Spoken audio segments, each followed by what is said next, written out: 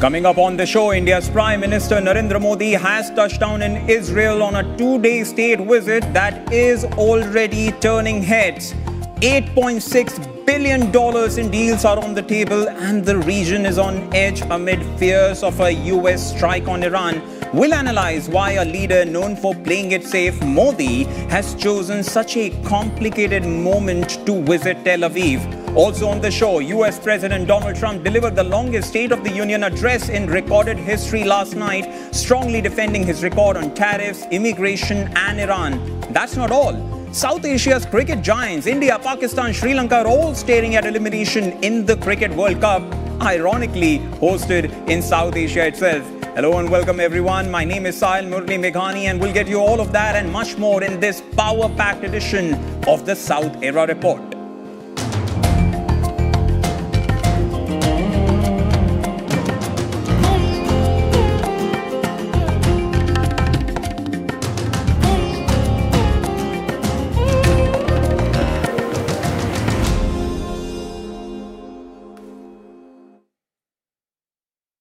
But first to our top focus, India's Prime Minister Narendra Modi has landed in Israel today for a landmark 2-day visit, only the second time an Indian leader has set foot in the country, following Modi's own historic trip, remember, in 2017. But the visit comes just days after India joined over 100 nations in condemning Israel's expansion in the occupied West Bank. But it's not just Modi who is in the region. Pakistan's Prime Minister Shehbaz Sharif is in Qatar seeking energy deals and jobs for Pakistani workers.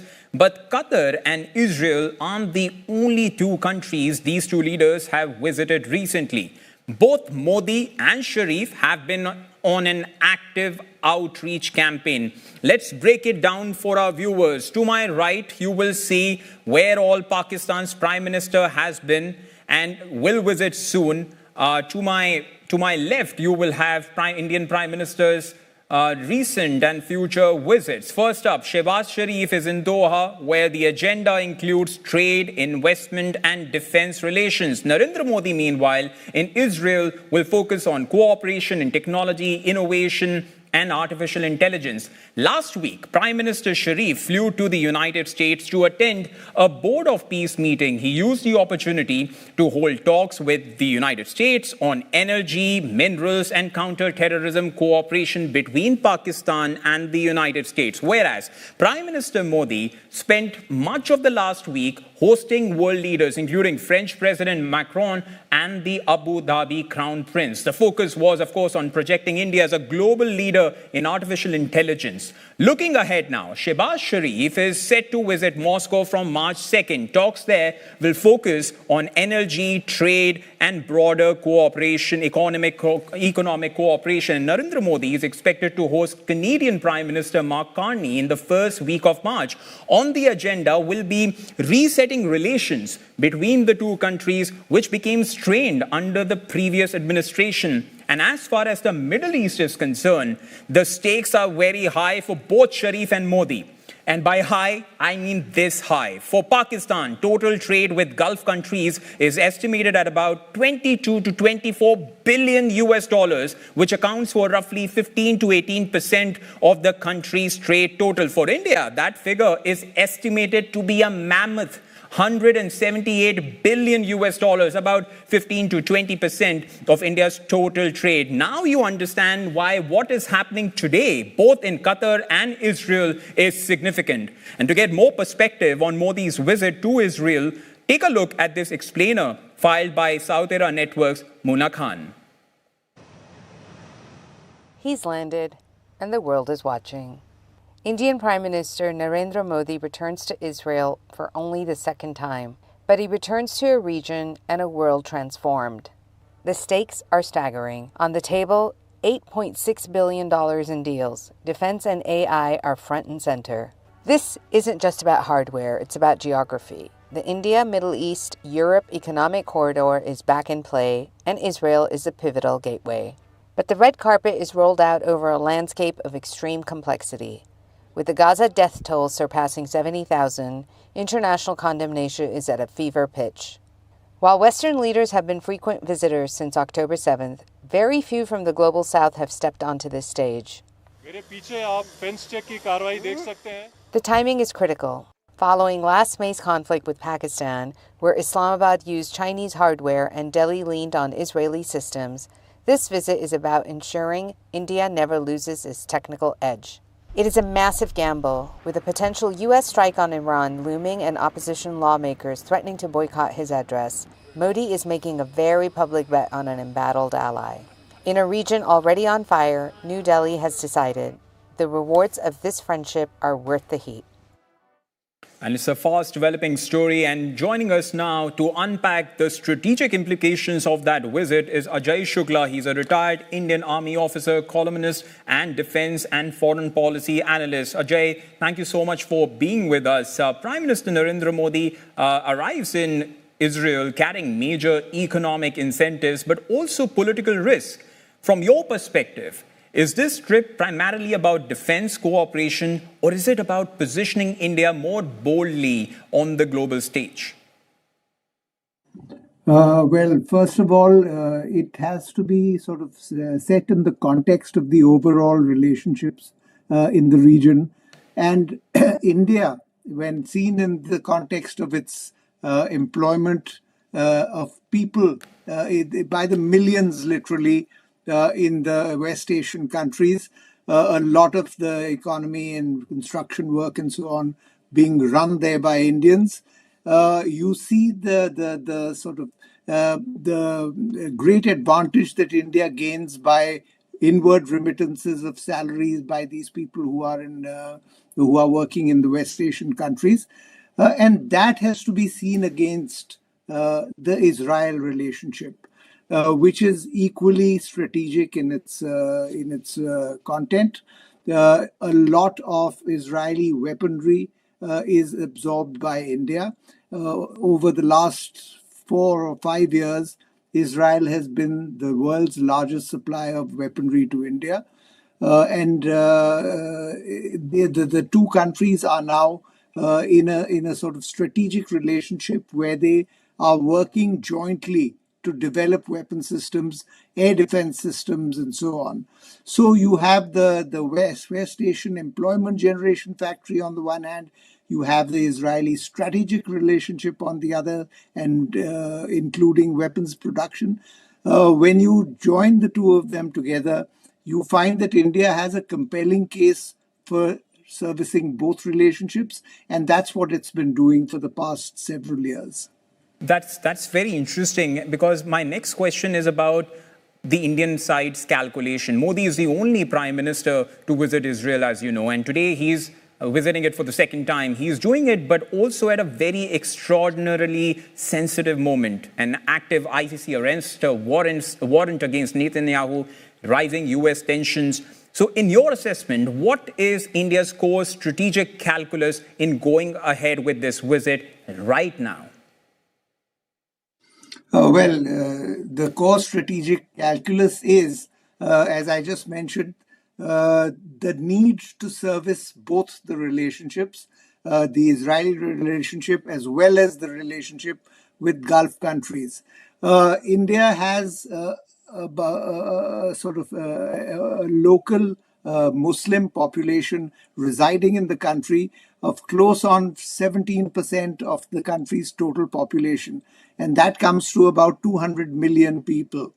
So India also has to take into account their sort of employment, their safety, and so on.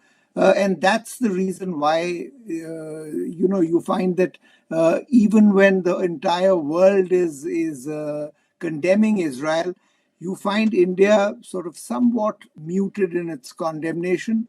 You also find that India is sort of not entirely silent. India has, in the last 1 week alone, issued or endorsed condemnation of Israel and the sort of heavy-handed work that they do in the Palestinian territories.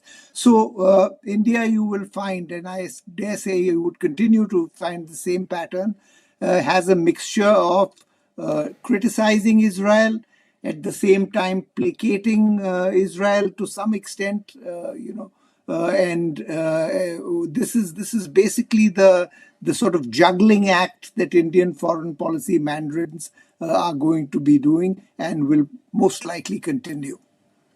That's significant. And Netanyahu, as you know, has publicly named India as a potential member of his proposed hexagon regional alliance along with Greece.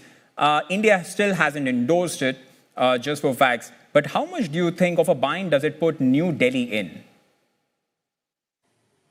It's definitely a bind. It taxes the Indian foreign policy statement machine to an enormous extent, because you have to understand also that within the country, the different numbers of various populations, for example, the Muslim population versus the Hindu population, there are more than 5 times as many Hindus as there are Muslims in India. But at the same time, the number is so large that the foreign policy and the political machine of the ruling party cannot disregard them. It has to sort of keep that side of the population happy, and that's what we are seeing. Ajay Shukla, always a pleasure to speak with you, and thank you for this first appearance, first interaction with you here on South Era Network, and for helping us understand, make sense of the story. Let's now get you the day's second top story. The State of the Union address, it was long, it was political. President Donald Trump delivered the longest State of the Union address in recorded history Tuesday night, nearly 2 hours, in a speech aimed as much at voters as at lawmakers, speaking before a deeply divided United States Congress and a country anxious about rising costs and economic uncertainty. Trump doubled down on the pillars of his agenda: tariffs, immigration, and Iran. On trade, he responded directly to last week's major setbacks, a ruling from the United States Supreme Court that struck down his global tariff regime. Trump called the decision very unfortunate, but insisted international deals would survive the blow. Listen in. Just 4 days ago, an unfortunate ruling from the United States Supreme Court. It just came down. It came down. Very unfortunate ruling. But the good news is that almost all countries and corporations want to keep the deal that they already made. Right, Scott? The tension didn't stay confined to policy. In one of the night's most dramatic moments, Minnesota Congresswoman Ilhan Omar heckled the president during his remarks on immigration, triggering a rare and heated exchange on the House floor. Take a look. They're blocking the removal of these people out of our country, and you should be ashamed of yourself. So tempers clearly running high in the House chambers where the State of the Union address is delivered. But that wasn't all. On Iran, Trump delivered his starkest warning yet as the U.S. increases its military presence in the Middle East. Take a look. But one thing is certain, I will never allow the world's #1 sponsor of terror, which they are by far, to have a nuclear weapon. Can't let that happen. But despite near record low approval ratings, analysts say the speech wasn't about changing minds inside the chamber. It was more about energizing voters ahead of November's midterms, where control of Congress hangs in the balance. 2 hours, sharp divisions, high stakes.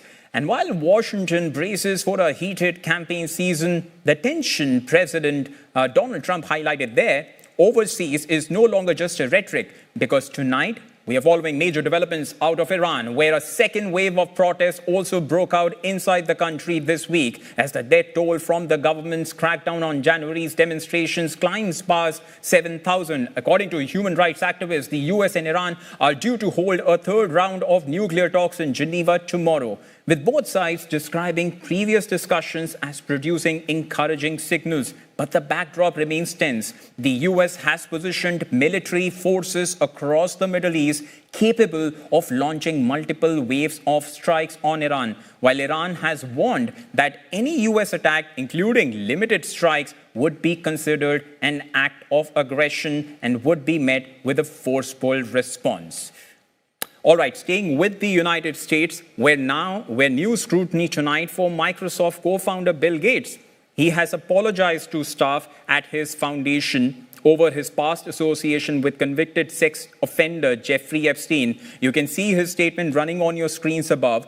Bill Gates said that he apologizes to the members of his staff who are drawn into this controversy because of the mistake that he made. In a closed-door town hall, Gates admitted flying on Epstein's private jet and spending time with him, but firmly announced that, and I quote, he did nothing illicit and he saw nothing illicit.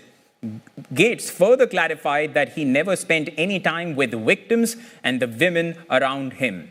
The apology comes as the U.S. State Justice Department releases nearly 3 million pages of Epstein-related documents where his name appears alongside high-profile figures, including Donald Trump and Bill Clinton.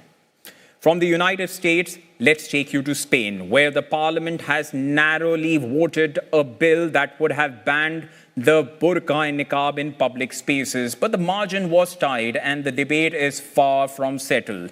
The bill, pushed by the far-right political outfit and backed by the mainstream conservative opposition, was defeated by just 7 votes. As our correspondent reports, the vote reflects a broader shift in Europe and raises questions about who gets to decide what Muslim women wear in public. Take a look. Spain's parliament has voted against a bill that attempted to ban the Islamic face veil, the burqa and the niqab, in public spaces, an issue that has been widely discussed across Europe.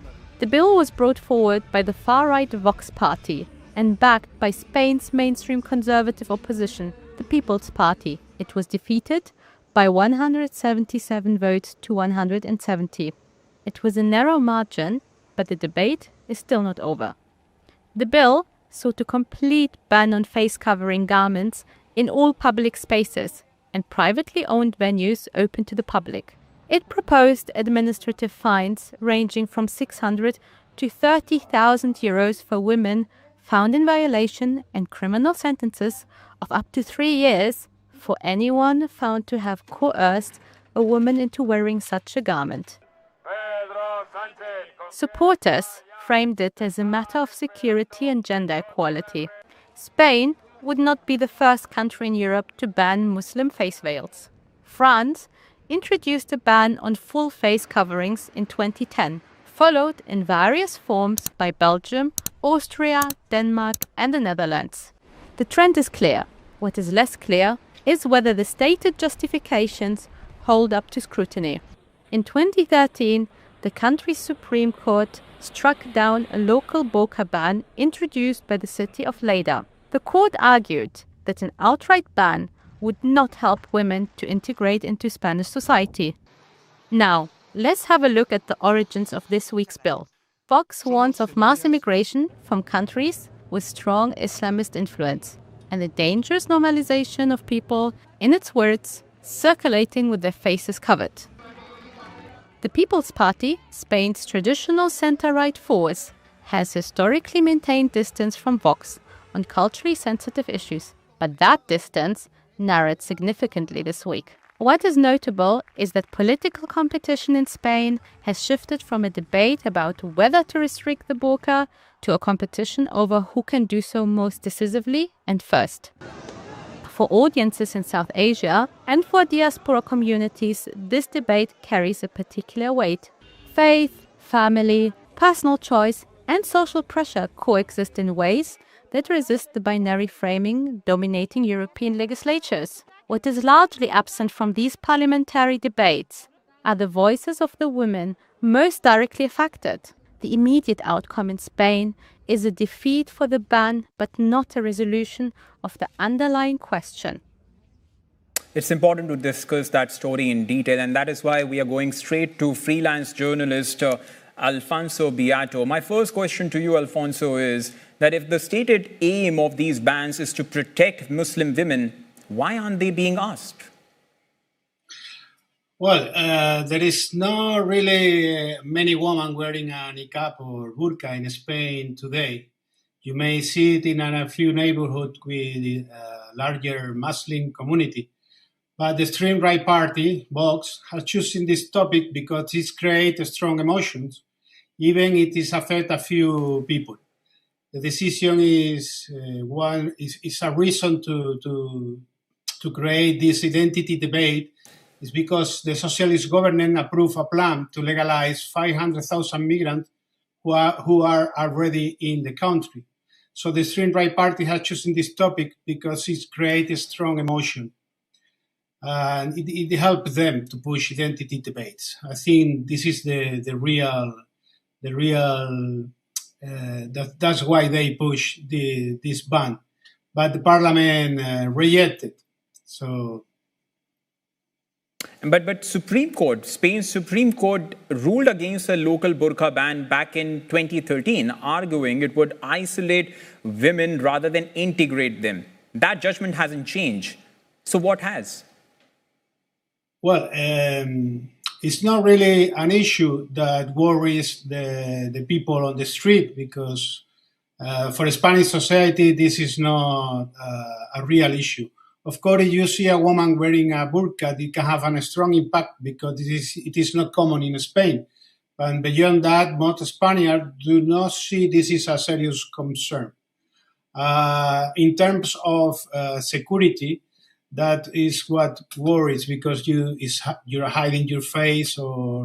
But this the extreme right party is proposing the ban, saying that it protects women. But at the same time, this party is trying to roll back equality policies. So in Spain, there are other more important issues right now than this ban. Understandable, but this also is very, very important, which is why I now want to ask you about the political aspect of it. We are seeing the People's Party, traditionally a centrist conservative force, align with Vox on this. How much of this you think is genuine ideology and how much do you think is just electoral pressure? It is an ideology because Vox is gaining some support. It's about 50%, the estimates in the polls supporting Vox. But we are having regional elections and we are seeing how Popular Party is the Conservative Party is winning the election, but it's not enough for them to control the government. So they need the support of Vox. So they are increasing their demands because there is no other way for Popular Party to gain the government. So that's why the agenda is marked by the extreme right party instead of the Conservative Party. This is a real concern. Because it's not only with the ban of the burqa or niqab, there are other rules that are affecting people like gentrification in larger cities or the political confrontation, climate change consequences. That really worries people.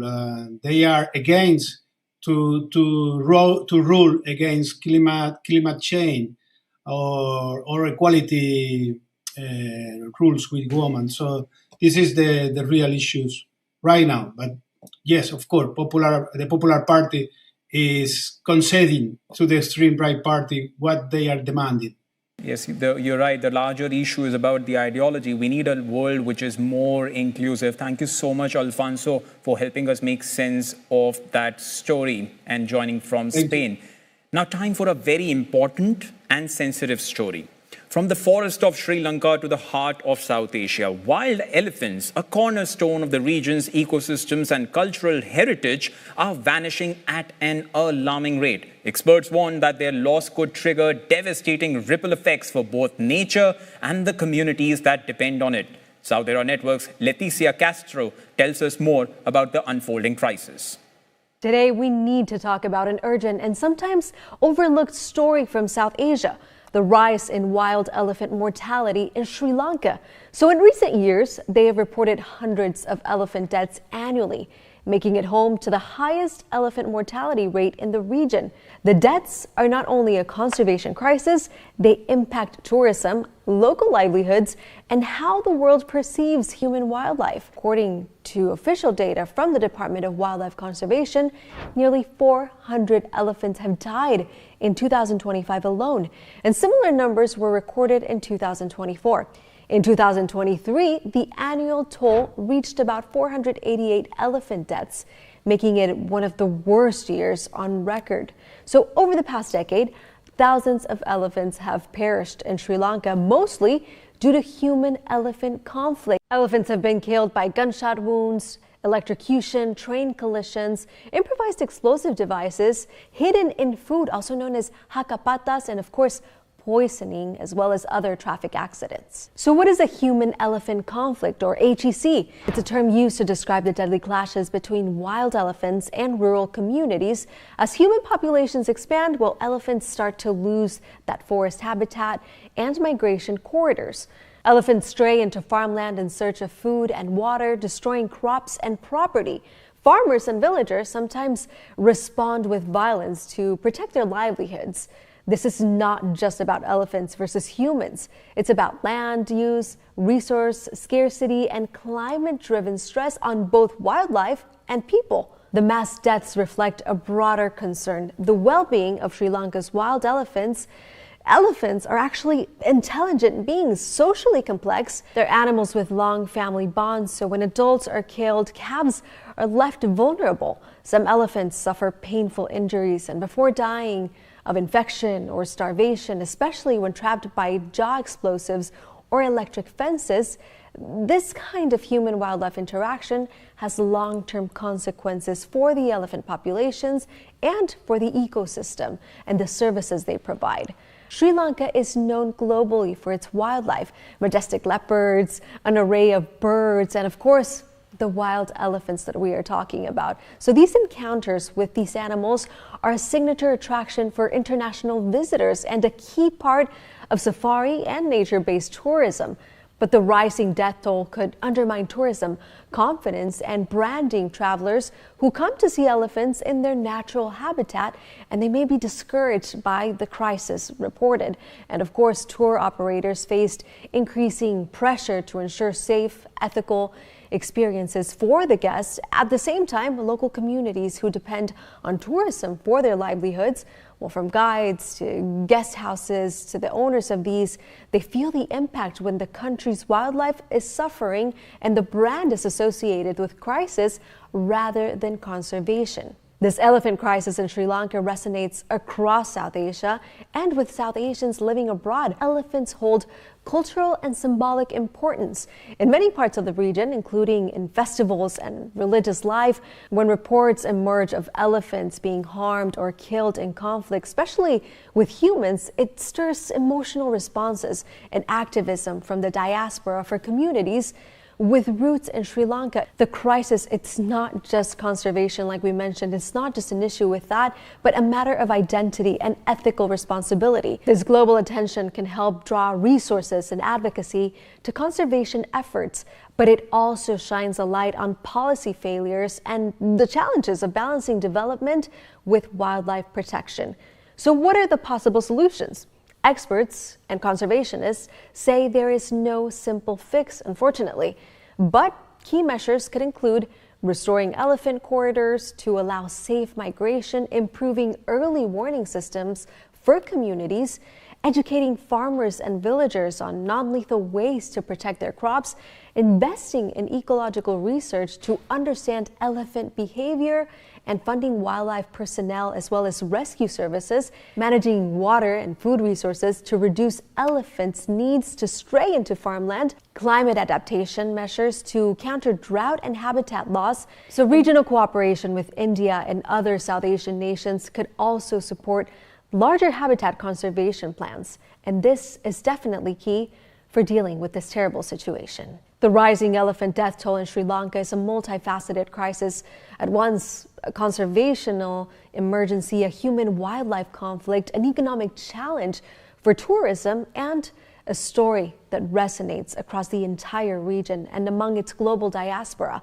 So as Sri Lanka faces the difficult task of protecting both human lives and one of the world's most iconic wild species, the international community, tourists, conservationists, and policymakers are keeping a close watch. And the question remains, can humans and elephants find a way to coexist without costing either lives.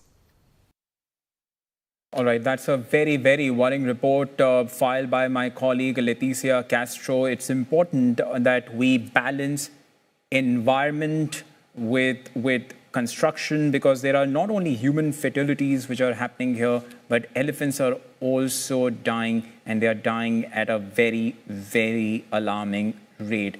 We'll leave it there for now, but our focus will remain on these stories. So if you're liking those stories, if you're finding the content that we're uploading on South Era Network, be it on our YouTube or on Instagram, do subscribe to our YouTube channel. In fact, when you're watching this live feed, if you're liking what you're seeing, do drop a comment. It helps us staying motivated. We want to bring you better content. Do not forget to subscribe to our channel as well, because that's very, very important. All right. We'll try to, in fact, that's a very important topic. That's a very important topic for us, and we want to discuss that in detail. In a short, all right, we were supposed to have someone, but now let's go back to our main focus of the day. Let's tell you what's happening around the world in just a bit. But just to talk more about what I was telling you, that these are important stories. These are important stories, and these are developments which we'll keep a close eye on. Let's now get you speed news. Tensions flare at the Afghanistan-Pakistan border, where forces exchange fire, each blaming the other. So far, there are no confirmed casualties, yet the threat of escalation looms in a region already on edge. The clash comes just days after Pakistani airstrikes inside Afghanistan reportedly killed civilians, deepening mistrust and raising fears of a broader conflict. Former State Intelligence Chief Suresh Sali has been arrested in Sri Lanka over alleged conspiracy and support for the 2019 Easter Sunday bombings that killed 279 people. The attacks had targeted churches and luxury hotels. Nearly 20 countries, including Saudi Arabia, Egypt, France, Spain, and Brazil, along with the League of Arab States, the Organization of Islamic Cooperation, and the Palestinian Authority, have condemned Israel's move to expand control over the West Bank, calling it de facto annexation. The measures reclassify Palestinian land, accelerate settlement expansion, and affect holy sites.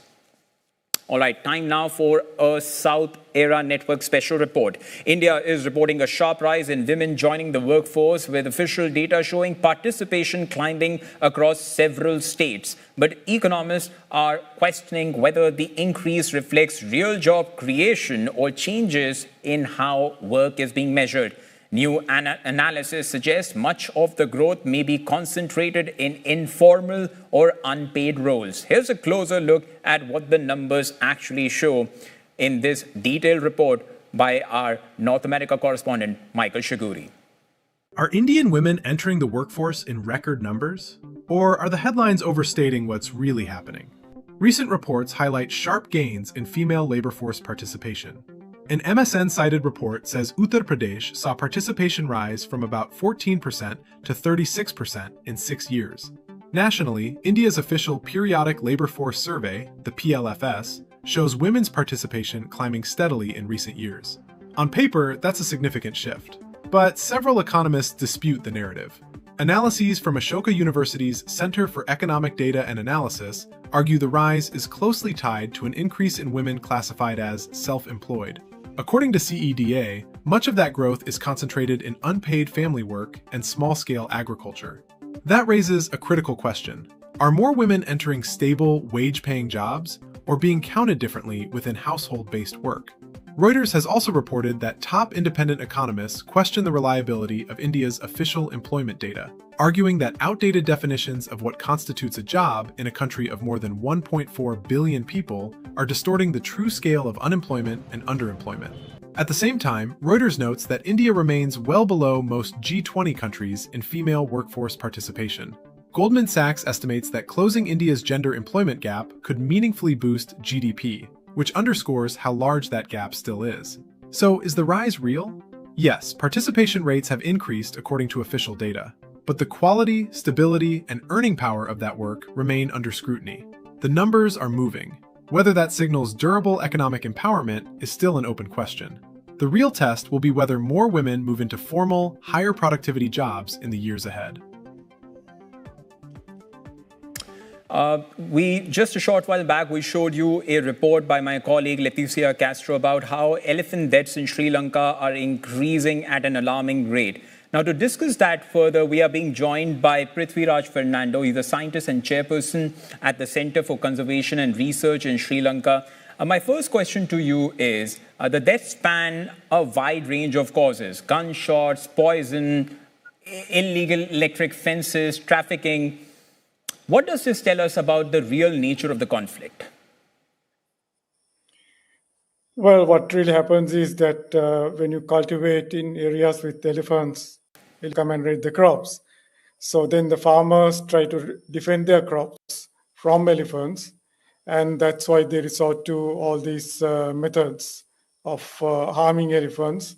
That is basically in defense of their proper crops and property. Right. And I believe that you have done great amount of research into looking into these various aspects. Now, your research, I was reading through one of your research papers, and it has clearly highlighted how the elephant drives and confining elephants to protected areas just simply do not work. Now, if they do not work, in your assessment, what really are the solutions? Well, the solution is to manage, to accept that this is not going to work because there are biological reasons, because of carrying capacity, it cannot work. So to accept that and then see how we can coexist together. We have been coexisting, elephants and people have been coexisting together for thousands of years in Sri Lanka. Only thing is, it is becoming more and more conflictive. So we have got a way to coexist under more peaceful terms. So I think that's where we need to get to. But the problem is, you're saying that those old approaches do not work. But if I'm not wrong, the government is in fact going back to those old failed proposals, right? And so in your assessment, how worrying is that the current dispensation is not following science and instead is focusing on failed old solutions? It is very worrying. I mean, basically, the failed old methods are not going to work. They have not worked for 65 plus years, so they are not going to work now. So if you continue to rely on those methods, things will only get worse. So yes, it is very worrying. But as far as successful solutions are concerned, because you look into this with a microscopic vision, in Sri Lanka or maybe in regions near Sri Lanka, across South Asia, do you see approaches which have worked on a large scale and something that Sri Lanka could also now make use of? I think we have shown that in Sri Lanka that things can work at different scales, even in a large scale. For example, in 2024, there were 300 plus community-based paddy field electric fences, which are seasonal fences that were put in by the government through the government department. I think it's a very, very worrying story. First of all, thank you so much for the kind of work that you're doing and also for joining and educating our viewers here at South Era Network. Now, let's get you that sports story, which is giving heartburn to all cricket fans in South Asia, where cricket is religion. At the ICC Men's T20 World Cup, South Asia's presence in the semi-finals is under real threat. Sri Lanka is now in a must-win territory against New Zealand. A loss here would end their hopes of qualifying. Meanwhile, India and Pakistan have both lost key group stage points and are not yet guaranteed semi-final spots. Afghanistan remain outside the current top two qualification places. Bangladesh, remember, were disqualified earlier in the championship altogether.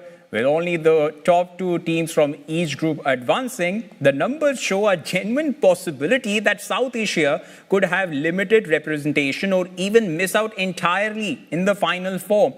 And people in South Asia, as I said, for them it's a religion. So they are not taking it lightly. They are taking out their angst on social media. We have taken out some tweets for you. Here's the first one. Take a look at these tweets. The first tweet obviously says that now it's time only for calculators for India and Pakistan to depend on. The tweet in a gist, I'm just going to give you a gist of it. It says that it's time for all of us to drop bat and ball and go back to the calculator and do this. That's the next tweet. They are actually now giving probability to what really different teams have. What can they qualify with Bangladesh. Bangladesh is already out. With India and Pakistan are at a pretty low level. So that's what people are now saying. What about the numbers?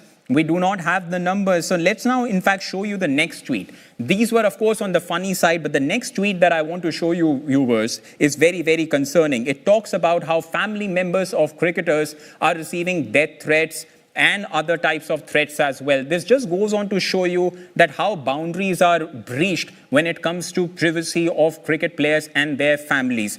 And that's really concerning because South Asia, though they take cricket very, very seriously, but at the same time, boundaries are crossed in that passion. The next tweet, it explains for itself.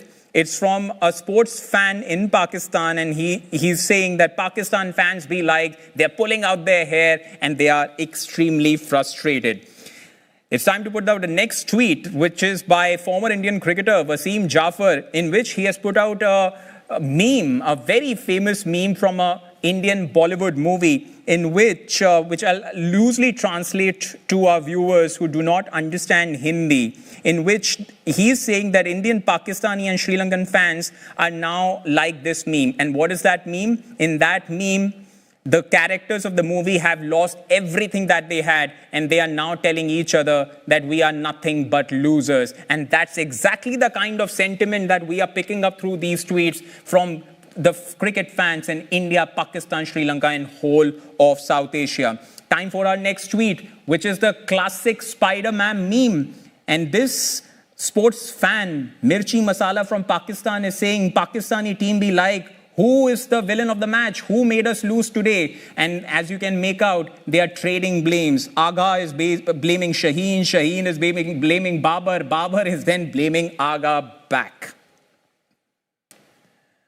And finally, tonight, by the way, we are putting all those tweets up on our social media platforms as well. Tonight, it's about Iraq.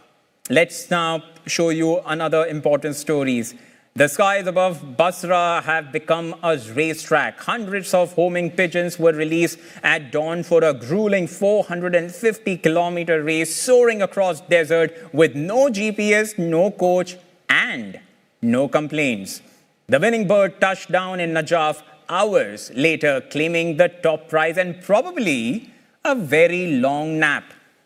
The sport has deep roots in Iraq. Owners pay to train their birds for a full year, and the best of them can fetch thousands of dollars in prize money. So next time you shoo a pigeon off your lunch table, maybe show a little respect. That bird could be a champion. That's all for tonight. We're putting all those stories up on our social media platforms as well. Thanks for watching. We'll see you tomorrow.